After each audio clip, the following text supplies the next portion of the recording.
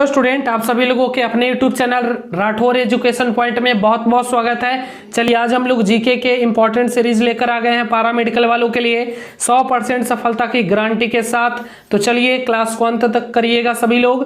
पहला प्रश्न है, भारत में जनसंख्या वृद्धि के इतिहास में कौन सा वर्ष महाविभाजन का वर्ष यानी ग्रेट डिवीजन ईयर कहलाता है? सही जवाब 1921 ईस्वी हो जाएगा।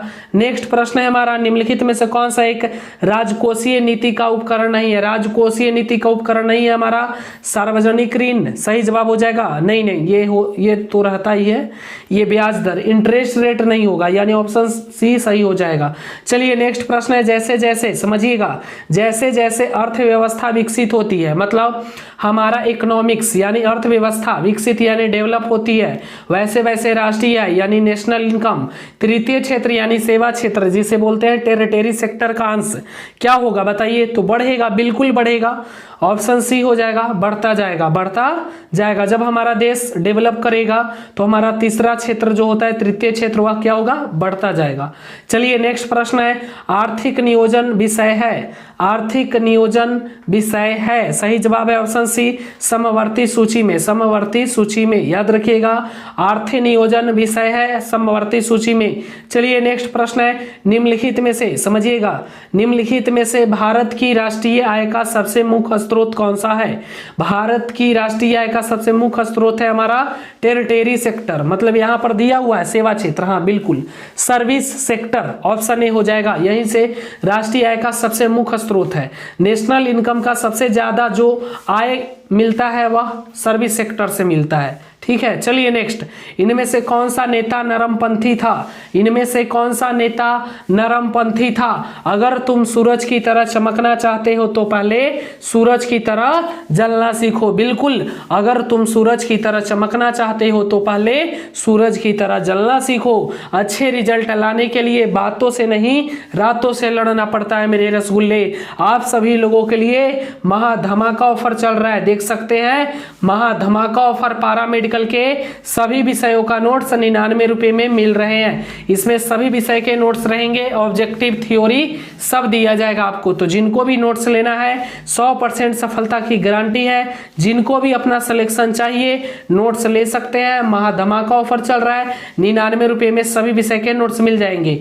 जिनको नोट्स लेना रहेगा व्हाट्सएप कर लेंगे, कॉन्टेक्ट नंबर दिया हुआ है, अधिक जानकारी के लिए कॉन्टेक्ट कर सकते हैं। तो चलिए इस प्रश्न को बताइए, इनमें से कौन सा नेता नरमपंथी था? सही जवाब है दादा भाई नौरोजी। चलिए नेक्स्ट 7 नंबर प्रश्न है, होम रूल लीग की स्थापना किसने की? होम रूल लीग की स्थापना किसने की? सही जवाब है option A Shrimati Annie Besant, Shrimati Annie Besant.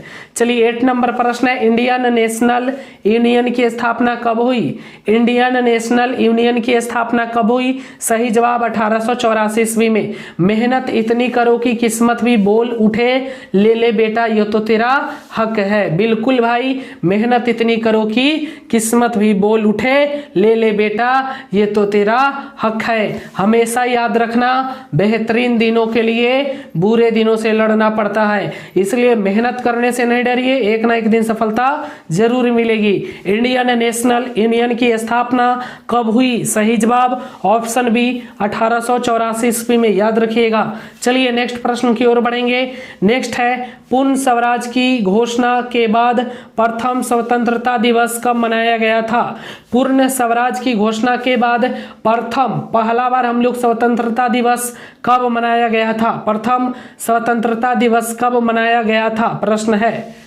पूर्ण स्वराज की घोषणा के बाद प्रथम स्वतंत्रता दिवस कब मनाया गया? सही जवाब ऑप्शन सी 26 जनवरी 1930 ईस्वी को।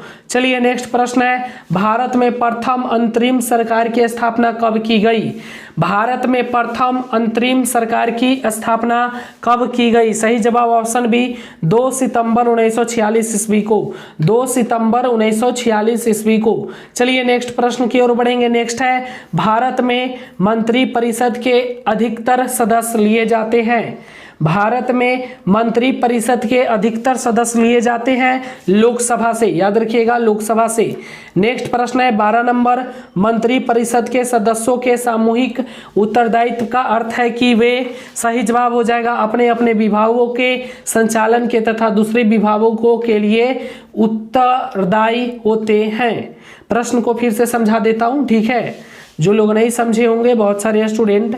बोल रहा है प्रश्न, मंत्री परिषद के सदस्यों के सामूहिक उत्तरदायित्व का अर्थ है कि वे अपने अपने विभागों के संचालन के लिए तथा दूसरे विभागों के लिए भी उत्तरदायी होते हैं। चलिए 13 नंबर प्रश्न है हमारा, समझिएगा। 13 नंबर प्रश्न है, संविधान के किस संशोधन के अंतर्गत निजी संपत्ति का अधिकार मौलिक अधिकारों की सूची से निकाल दिया गया? बताइए। निजी संपत्ति, जो आपका संपत्ति होता है, उसे पहले फंडामेंटल राइट्स दिया गया था, यानी मौलिक अधिकार था जो आपसे कोई भी नहीं छीन सकता था। तो इसे बाद में चेंज कर दिया गया, संशोधन कर दिया गया। अगर संशोधन नहीं करता तो देखते आजकल कहीं भी यहाँ पे रोड बनाना है, अरे किसका जमीन है? तुम्हारा है, सरकारी रेट दे दे इसको। और अगर मौलिक अधिकार रहता तो तुम्हारा क्या अधिकार रहता? मौलिक अधिकार रहता, यानी फंडामेंटल राइट्स रहता, तुमसे कोई भी नहीं छीन सकता। मौलिक अधिकार आपसे कोई भी नहीं छीन सकता बाबू। तो कैसे? आपसे सरकार भी नहीं छीन पाता। इसलिए सरकार ने इसमें संशोधन किया और फिर इसे संशोधन करके निजी संपत्ति को मौलिक अधिकार से हटा दिया गया। अगर नहीं हटाता तो अब डायरेक्ट सुप्रीम कोर्ट चले जाते 32 आर्टिकल में। सुप्रीम कोर्ट कहता अरे बेटा पगलई में तो मौलिक अधिकार कर, तो जो मौलिक अधिकार रहता है उसे कोई भी नहीं छीन सकता। सरकार छोड़िए ना, कोई भी नहीं छीन सकता। अगर आपका मौलिक अधिकार यानी फंडामेंटल राइट्स का दुरुपयोग हो रहा है तो आप हाई कोर्ट भी जा सकते हैं, डायरेक्ट हाई कोर्ट 226 आर्टिकल में। सुप्रीम कोर्ट पहुंच जा डायरेक्ट 32 आर्टिकल में। ये इतना खतरनाक है, सोच लो। इसलिए इसको संशोधन किया गया। अगर संशोधन नहीं करता तो तू अपना संपत्ति देता, रोड में जाता तो बोलता है हमको मौलिक अधिकार है, हम कैसे दे देंगे। इसलिए इसको निजी संपत्ति को मौलिक अधिकार की सूची से फाइनली निकाल दिया गया। समझ गए होंगे। तो बताइए कौन सा संशोधन हुआ था? यह संशोधन था 44वें संशोधन के अंतर्गत, याद रखिएगा, विशेष जानकारी दे दिए। चलिए 14 नंबर प्रश्न, किस राज्य के साथ बिछुआ लोक नृत्य संबंधित है? बताइए किस राज्य के साथ बिछुआ लोक नृत्य संबंधित है? बता दो। जो लोग नोट्स नहीं लिए वो महाधमाका ऑफर चल रहा है। अब कब लोगे? परीक्षा के टाइम में नोट्स लोगे क्या? जो लोग भी नोट्स नहीं लिए नोट्स ले लीजिएगा, महाधमाका ऑफर चल रहा है। 99 रुपये में सभी विषय के नोट्स मिलेंगे, 100% सफलता की गारंटी के साथ। एक बार हमारे नोट्स से तैयारी करके देखिए। ऑब्जेक्टिव थ्योरी सब दिया गया है, इसमें आपका 1500 प्लस ऑब्जेक्टिव क्वेश्चन है, एकदम पूरा याद कर लो। याद कर लिया यानी सिलेक्शन हो गया आपका। जिनको लेना रहेगा व्हाट्सअप नंबर दिया हुआ है, व्हाट्सअप करके ले लेंगे। अधिक जानकारी के लिए कांटेक्ट कर सकते हैं। चलिए आगे बढ़ेंगे। फिलहाल इस प्रश्न का जवाब किस राज्य के साथ बिछुआ लोक नृत्य संबंधित है? बताइए। सही जवाब असम। असम के लोग ज्यादा गाना गाते हैं। दैया मार देने बिछी कनवलिए, बिछुआ मतलब बिछ कनवलिए में, कनवाली में सबसे ज्यादा लोग असम के लोग मारते हैं, पहले भी करवा चुके हैं। असम सही जवाब होगा असम। याद रखो ट्रिक से, बिछुआ सबसे ज्यादा कहां मारते हैं? असम में, यानी असम हो जाएगा।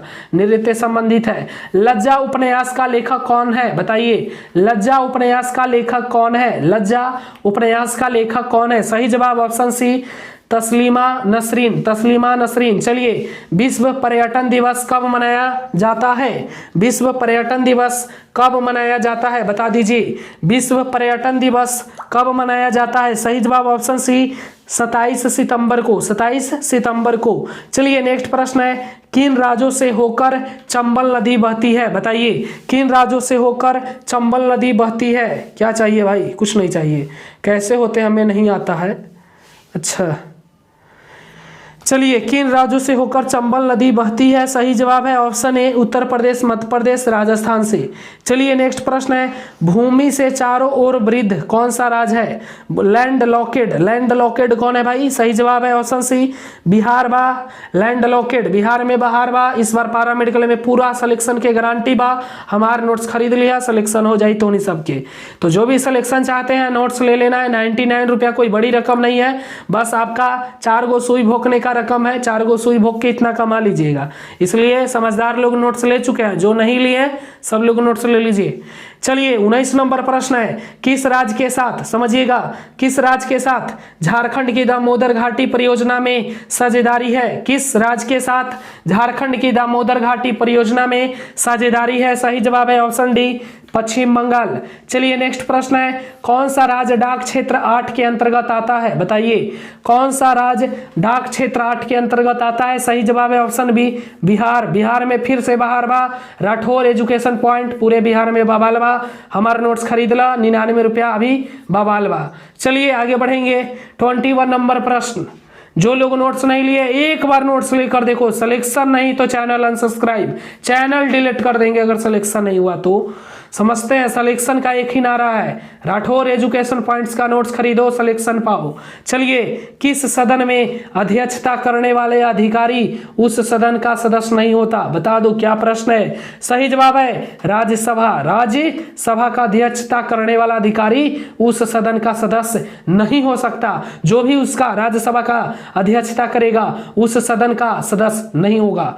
चलिए नेक्स्ट है, भील जाति कहाँ पाई जाती है? भील जाति कहां पाई जाती है? सही जवाब है ऑप्शन डी, महाराष्ट्र में। चलिए नेक्स्ट प्रश्न है, एक उच्च न्यायालय का न्यायाधीश अपना त्याग पत्र संबोधित करता है? एक उच्च न्यायालय यानी हाई कोर्ट का न्यायाधीश, जो न्यायाधीश होता है जो सुनवाई करता है कि गधा बहुत चोरी किया है इसको 3 साल की सजा दी जाए, बिल्कुल बिल्कुल वही वाला न्यायाधीश अपना त्याग पत्र मतलब बोल सकता है कि अब हम इस्तीफा देंगे, अब हम इस्तीफा देंगे, तो वो त्याग पत्र संबोधित करेगा। बिल्कुल सही जवाब है, अपना इस्तीफा राष्ट्रपति को देगा। चलिए नेक्स्ट 24 नंबर प्रश्न आ चुका। 24 है, भारतीय संविधान में कितनी भाषाओं के रूप में मान्यता प्राप्त है? बताइए भारतीय संविधान में कितनी भाषाओं के रूप में मान्यता प्राप्त है? याद रखिएगा डी 22। चलिए नेक्स्ट 25 नंबर प्रश्न है, एक विकास खंड पर पंचायत समिति होती है? एक विकास खंड पर पंचायत समिति होती है, एक सलाहकार समिति, एक प्रशासकीय अधिकरण, एक परामर्शक समिति, एक निरीक्षण प्राधिकरण।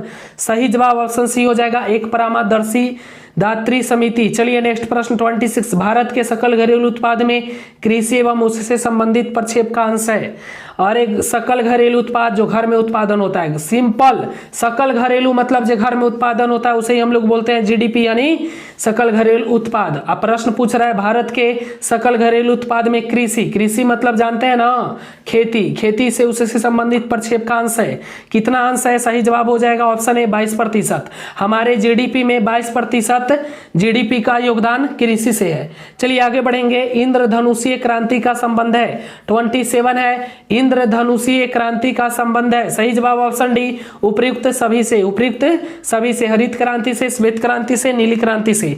इंद्रधनुषीय क्रांति का संबंध है उपयुक्त सभी से। चलिए 28 है, बिहार राज्य की शिशु मरणांक दर है? बिहार राज्य की शिशु मरणांक दर है? सही जवाब है ऑप्शन सी, झारखंड से कम बा। हमारे नोट्स पूरे बिहार में इस बार फिर बवाल बा। जो लोग नोट्स नहीं लिए भाई फिर से नोट्स खरीदो सिलेक्शन पाओ। चलिए आगे बढ़ेंगे, आगे प्रश्न है 29, बिहार के इतिहास में पहली बार राज्य का आर्थिक सर्वेक्षण प्रस्तुत किया गया? बताइए सही जवाब है ऑप्शन सी, सुशील कुमार मोदी के द्वारा बिहार में पहली बार आर्थिक सर्वेक्षण का प्रस्तुत किया गया था। बिहार के इतिहास में पहली बार राज्य का आर्थिक सर्वेक्षण प्रस्तुत किया गया था, रसगुल्ला।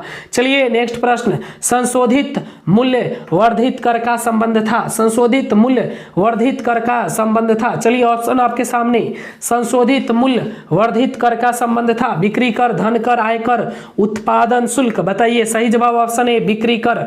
ऑप्शन ए बिल्कुल सही हो जाएगा, बिक्री कर। तो चलिए हम लोगों ने 30 प्रश्न मोस्ट VVI जो आपके एग्जाम में एकदम छपने वाला प्रश्न था करवा दिया है। और देखो भाई तुम सब अकेले नहीं हो, डरना नहीं है, चुनौती का सामना करना है। राठौर एजुकेशन पॉइंट हर किसी के साथ है। ऐसा बनो कि लोग तरसे आपके लिए, बिल्कुल मेहनत इतनी खामोशी से करो कि किस्मत भी बोले कि ले ले बेटा तेरा हक है। चलिए तो इस क्लास को यहीं पे समाप्त करेंगे। हमेशा याद रखना बेहतरीन दिनों के लिए बुरे दिनों से लड़ने पड़ते हैं, तो आप लोगों को हमारे नोट्स लेकर अच्छे से पढ़ाई करके इस वर्ष अपना सिलेक्शन लेकर अपने माँ पिता का सपना सच करना है। जय हिंद, जय भारत, वंदे मातरम।